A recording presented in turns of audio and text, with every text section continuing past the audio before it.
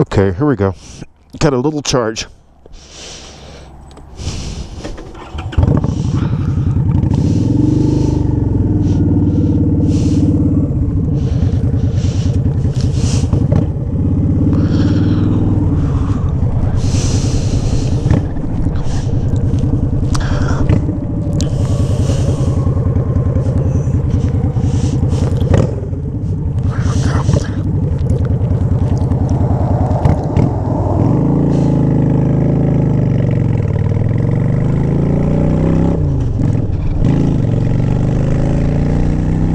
Just wanted to continue my little story about how I got started riding. I don't know how much I've recorded or not. This GoPro kind of has always had a weak battery, so it keeps going out on me.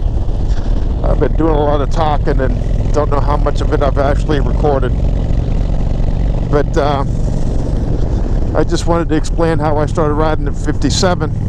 All had to do with my son, who passed away in 2013. Had a buddy who has a camp up north, about 2.5 hours north of Pittsburgh. Let me try this again. I had my son's R6 in my garage and desperately wanted to get on that thing and ride it. And I had people telling me right and left, don't do it. You don't learn how to ride on an R6. That thing will stand up and just throw you off. And so I had a buddy who allowed me to ride his Honda, his 125, at camp one weekend, and I just absolutely fell in love with being on two wheels. I had formerly been afraid of being on a bike for a couple of different reasons. I think I may have recorded those, but anyway,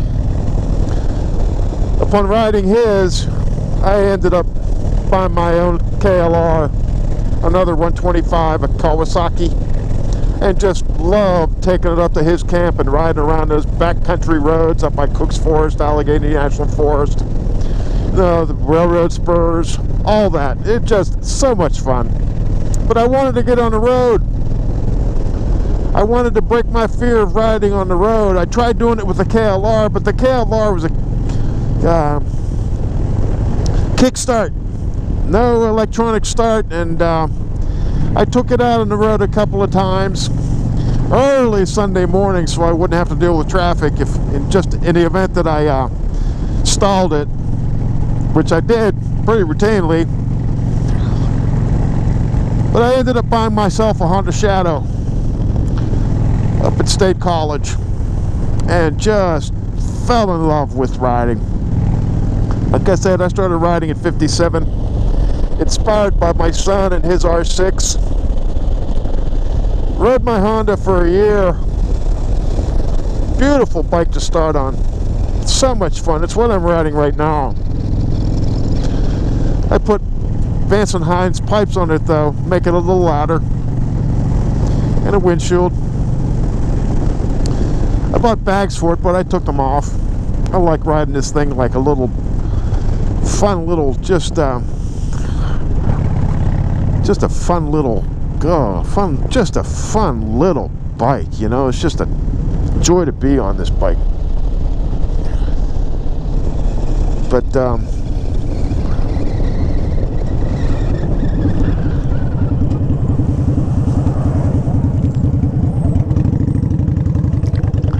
so here I am riding this little bike. As fun as it is, I just can't get enough of it. But I still wanted something bigger. So last October 2018, I was looking for a little while. I bought myself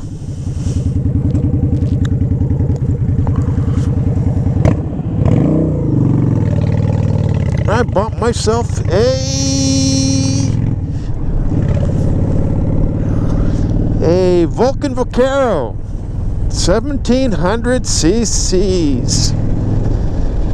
Such a blast. Such a blast. It's a highway bike. I love it. I'm not riding it right now. I'm not riding it right now because I've put on probably 1,000, almost close to 1,000 more miles than I should have before its first service. And so I'm scheduled to have it serviced tomorrow, by the way. And it ain't supposed to be nice as far as weather anyway. So here I am riding my little Honda Shadow, which at first, when I first bought it, 750 was pretty darn big compared to that 125 KLR. Woo, baby! Oh yeah, yeah. I dealt with some intimidation, but you know what? You get to riding it. I took it almost across the entire state of Pennsylvania. Almost, not quite, but I took it to Pottsville, which is where the Yuengling Brewery's at. Oldest brewery in Pennsylvania, in the United States, not just Pennsylvania. I rode it out there and rode it back. Spent the night out there and came back the next day. And I have just fallen in love with the whole touring the backcountry roads of Pennsylvania, so much so that I needed to get myself a bigger ride, a little more comfortable. And so that was that. That's how I started riding at 57. It all started with my son's R6.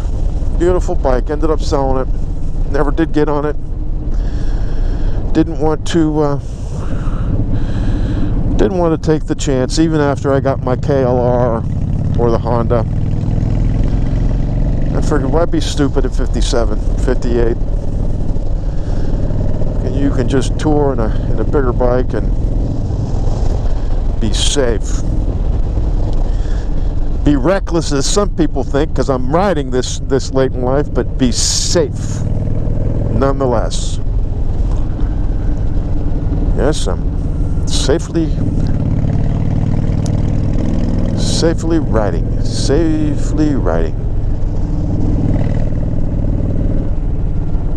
So where am I going? Oakdale.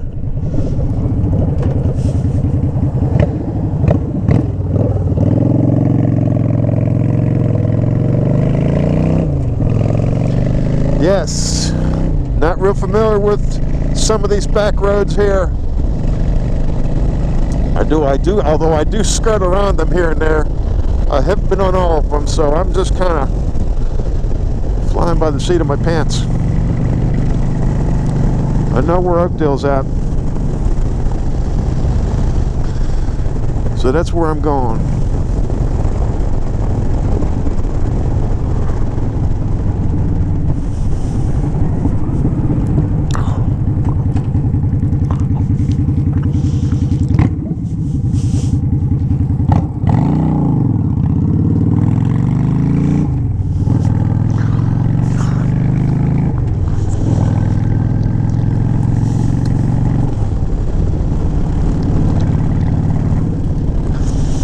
Didn't put my feet down,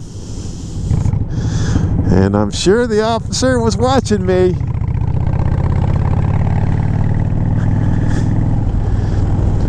Don't know if he's going to come after me.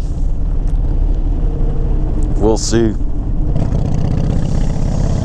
Anyhow, I don't know if I was recording earlier about the young dude who bought himself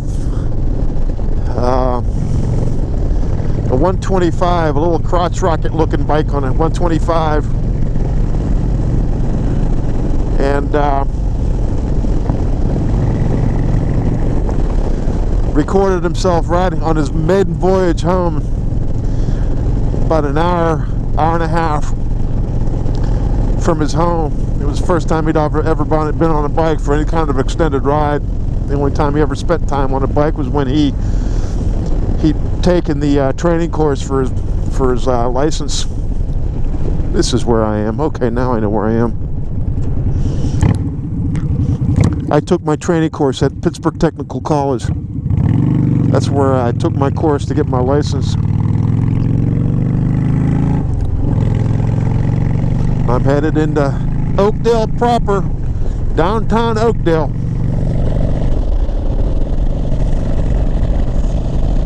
I learned to ride on these, some of the backcountry roads there to the left. That takes you back into Settlers Cabin Park, the back side of it. I learned to ride back there. Fun. I did most of that on my KLR.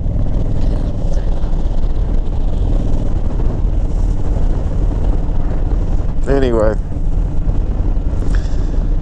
yeah, it's kind of fun. Video blogging. I know there's a lot of guys on YouTube that do it regularly. I suppose I don't know, I guess you can make money on YouTube video blogging, as long as the more subscribers you have, somehow you get paid for that. Don't know that I'll ever go there. Don't know that I really care to. But it is having a little bit of narration, a little bit of audio in the course of riding.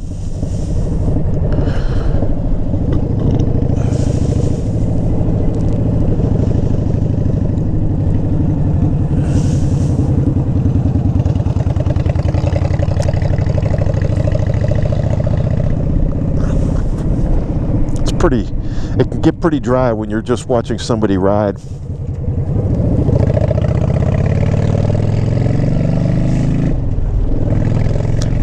So the narrating really does help.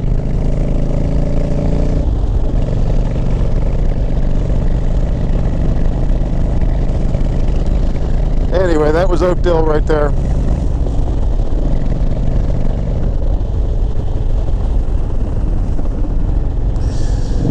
Heading up the hill towards Nevillewood.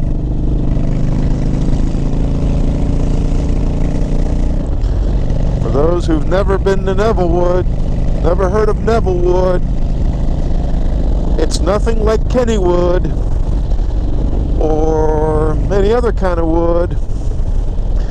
It's a pretty exceptional wood, and it ain't got a whole lot to do with woods at all anyway.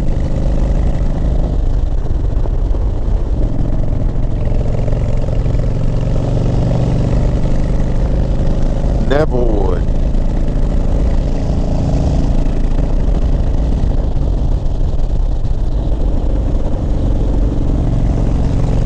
I don't know if that sign right back in there, I missed what that sign said, if it said welcome to Nevillewood. I don't know if this is Nevillewood. I don't know what this is. The Nevillewood's right over there.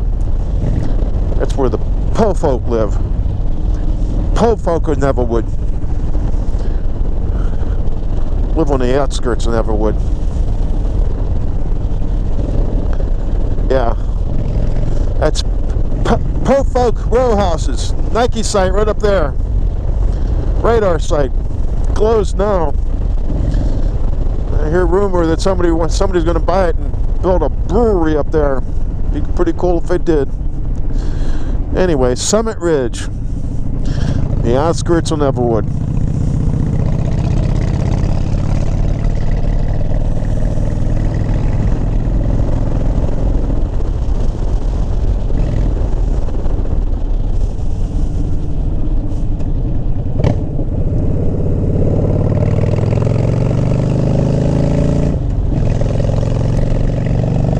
Yes, we're still recording, still have juice.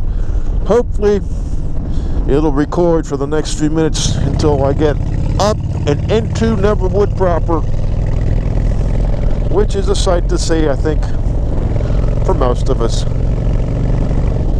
because most of us ain't ever gonna have a crab shack in a place like Nevillewood. No sir, Like I said, this is where the Po folk live up here in these condos or whatever these are. The houses to the right are the houses of folks that have lived here for years, for decades, that suddenly found themselves surrounded by brand new building projects. Used to be real quiet back here too, like over around the cemetery. Not that it's noisy here, but a lot of housing building around here. A lot of, I suppose, considerable more traffic. I used to ride around these roads with my buddy Keith, the one with the property up north, in his Ford F-150, his 77. We used to ride these roads back here just for fun, just to kill time. And it was quiet. You wouldn't see cars for days. Now there's people up here all the time. Of course, there's a lot of residences up here now. We're getting closer to Nevillewood. Yes, sir. Still recording. This is kind of like Nevillewood proper, Po-Folk Village. Yeah, this is where the proper Po-Folk live.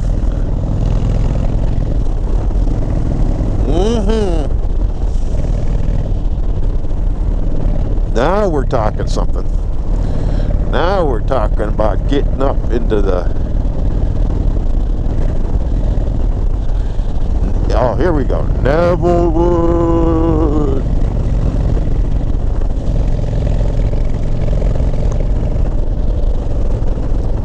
Coming up on here on the right is Crown Plaza. Dude's son used to play baseball with my son Tori. He had his house built, named this place. That was his house on Crown Plaza. Yes, sir. This is how the other half lives. Golf course, crab shacks everywhere.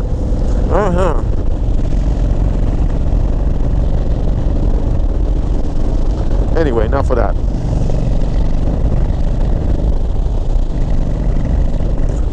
I don't think they allow people in Hondas